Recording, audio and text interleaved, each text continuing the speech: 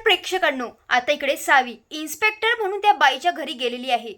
म्हणजेच ती बाई, ज्या बाईने इकडे धैर्यला सांगितलं होतं की माझ्याच नवऱ्यामुळे तुमच्या सासऱ्यांचा ॲक्सिडेंट झाला आणि दुसऱ्या दिवशी माझ्याच नवऱ्याचा झाला. आणि आता इकडे सावी तिथे जाऊन आता इकडे तिची चांगलीच विचारपूस करते आणि तिने सगळं काही सत्य सांगितलेलं सुद्धा असतं. तर प्रेक्षकांनो, स्वागत आहे आपल्या या यूट्यूब चॅनलवर.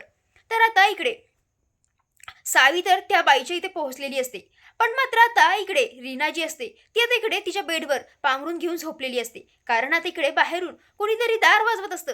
इकडे आता इकडे अवंती दार उघडल्याबरोबर समोर नीता दिसते. ती बोलते, काय ग नीता, तू आहेस का? मी किती घाबरली. अगं जरा व्यवस्थित तर आवाज द्यायचा. त्यावर आता इकडे ती एकदम चुपचाप असते, कारण तिच्या बाजूने इरा असते. त्यावर इरा बोलते, काय हो अवंती वहिनी, का तुम्हाला भीती वाटली?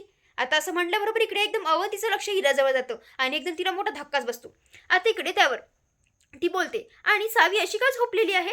त्यावर आता इकडे ते सांगतात, अगं तिला बरं नाहीये ना म्हणून. त्यावर आता इकडे ती बोलते, असं कसं, थांबा मी बघते. आता इकडे या दोघी तिला थांबवण्याचा प्रयत्न करतात आणि बोलत असतात, अगं ती कशी बशी आताच झोपलेली आहे, नको ग उठव तिला. त्यावर ती बोलते, असं कसं, मला बघावं तर लागे ना किती ताप आहे किती नाही. आता इकडे ती मुद्दामून तिचं पांघरून उघडणारच तितक्यात आता इकडे अवंती जी असते तिला जोरात म्हणजेच ओढते आणि इकडे दुसरीकडे तिला खेचते आणि बोलते, अगं अशी काय करतेस तू इरा?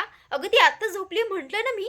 अगं तिला ऑलरेडी खूप उलट्या आणि म्हणजेच पोट वगैरे दुखत आहे, तिचं उलट्या वगैरे खूप येत आहेत. आणि आता असं म्हटल्याबरोबर इकडे मनातल्या म्हणत इकडे इरा मनातल्या मनात विचार करते, अरे हे तर आत्यांनी दिलेल्या विषाचा परिणाम असेल वाटतं. अरे वा, मला हेच तर ऐकून घ्यायचं होतं यांच्याकडून. त्यावर आता इकडे नीता बोलते, मी काय म्हणते अवंती वहिनी, आपण हे काम करायचं का, डॉक्टरांना बोलवूया का, धैर्य भाऊजींना सांगून? आता असं म्हटल्याबरोबर इकडे इरा बोलते, कशाला, नको डॉक्टर. आता असं एकदम ती जोरात ओरडते. त्यावर आता इकडे अवंती आणि नीता बोलतात, का डॉक्टर तर सांगावंच लागेल ना, तिला बरं नाहीये म्हटल्यावर. त्यावर इकडे इरा बोलते, नको नको, हो तिला तिची बरी बरी होऊ द्या की. आता असं म्हटल्याबरोबर इकडे ती बोलते, बरं ठीक आहे, झोपू द्या, मी आलेच. आता इकडे ती तिथून चालली जाते. आता इकडे कशी बशी आता एकदम रीना जी असते एकदम पांघरून उघडते आणि एकदम बाहेर येते, कारण ती एकदम घामाझोपी झालेली असते. त्यावर ती बोलते, बापरे वहिनी, अहो माझं तर दम इथे रोखला होता. बिचारी सावी सगळं काही नाटक काय माहिती कशी करते तर. आता इकडे दुसरीकडे सावी जी असते एकदम तिच्या दारात उभी असते. आता इकडे ती बाई दार उघडल्याबरोबर तिला समोर इन्स्पेक्टर पाहून तिला भीतीच वाटते. त्यावर ती बोलते की तुमच्या नवऱ्याच्या चौकशीसाठी आम्ही इथे आलेलो आहोत. आता एकदम सावी तिच्या घरात घुसते आणि बोलते, काय हो सांगा मग, तुमच्या नवऱ्याचा कसा काय ॲक्सिडेंट झाला? त्यावर आता इकडे ती सांगत असते की ते ना गुरुवारी म्हणजेच जायचे. आता असं म्हटल्याबरोबर इकडे सावी बोलते, पण तुम्ही तर त्या दिवशी शुक्रवारी बोलला होतात ना. आता इकडे त्यावर ती बाई बोलते, मॅडम मी तुम्हाला कुठेतरी बघितल्यासारखं वाटतंय. आता एकदम सावी विषय चेंज करते आणि बोलते, तुम्ही विषय बदलवू नका आणि तुम्हाला जितकं प्रश्न विचारला ना तितकं सांगा, कारण त्या बाईने आधी सावीला बघितलेलं असतं म्हणून. आता इकडे त्यावरती बोलते की सांगा कसा काय ॲक्सिडेंट झाला? त्यावर आता इकडे ती बाई बोलते, काही नाही, ते जात असताना त्यांची गाडी झाडाला धडकली. आता असं म्हटल्याबरोबर इकडे सावी बोलते, पण त्या तर दिवशी तुम्ही म्हटलं होतं की की दरीत कोसळली होती म्हणून. आता असं म्हटल्याबरोबर इकडे ती बोलते, हो हो, म्हणजे ना आधी झाडाला धडक दिली आणि नंतर दरीत कोसळली. आता असं म्हटल्याबरोबर इकडे सावी अजूनच प्रश्न विचारत असते. त्यावर आता इकडे ती बोलते की थांबा थांबा मॅडम, तुमच्यासाठी मी चहा आणतो. आणि ह्याच बहाण्याचा फायदा घेऊन ती आतमध्ये किचनमध्ये जाते आणि लगेचच नानांना फोन करते. तिथे दामिनी सुद्धा असते. आता इकडे त्यावरती सांगते की इन्स्पेक्टर इथं माझ्या नवऱ्याच्या चौकशीसाठी आलेले आहेत. आता असं म्हटल्याबरोबर इकडे नानाला तर काही समजतच नाही. आता इकडे त्यावर दामिनीला ते सांगतात की इन्स्पेक्टर पोहोचले त्या बाईच्या घरी. आता असं म्हटल्याबरोबर इकडे दामिनी बोलते, ए ऐक, काहीही झालं ना तरी एकही शब्द तोंडातून काढायचा नाही, नाहीतर माझे इतकं वाईट कोणी नसणार. आता असं म्हटल्याबरोबर इकडे सावी तिच्याकडे बघतच असते. त्यावर आता एकदम ती फोन ठेवते.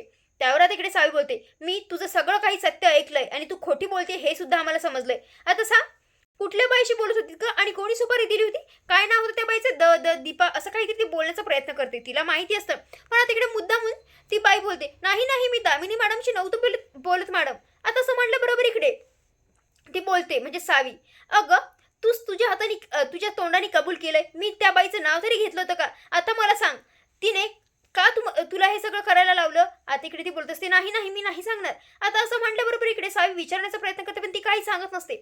आता हे बघून इकडे ती बोलते, अच्छा तुम्ही असं सांगणार नाही, तुम्हाला आता पोलीस स्टेशनमध्ये न्यावंच लागेल. लगेचच ती परागला फोन लावते आणि बोलते की मिस्टर कांबळे, लवकरात लवकर आपल्या गाडीला घेऊन या आणि पोलीस स्टेशनमधल्या आपल्या टीमला. ही बाई आता सगळं काही कबूल करत नाहीये म्हणून हिला अटक करावी लागेल. आता इकडे परागला समजत नसतं की सावी नेमकी काय बोलतीये. आता इकडे त्यावरती बाई बोलते, नाही नाही मॅडम, मी सांगते ना, मी सगळं खोटी बोलली होती. माझा नवरा जिवंत आहे, त्याला काही झालेलं नाही. मला दामिनी मॅडमने पैसे दिले होते हे सगळं काही बोलण्यासाठी आणि धमकी सुद्धा. आता असं म्हणल्याबरोबर इकडे परागला हसू येते आणि बोलतं, वा सावी वा, करून दाखवलंस तू. आता इकडे अखेर त्या बाईने सगळं काही तिचं सत्य सांगितलेलं असतं.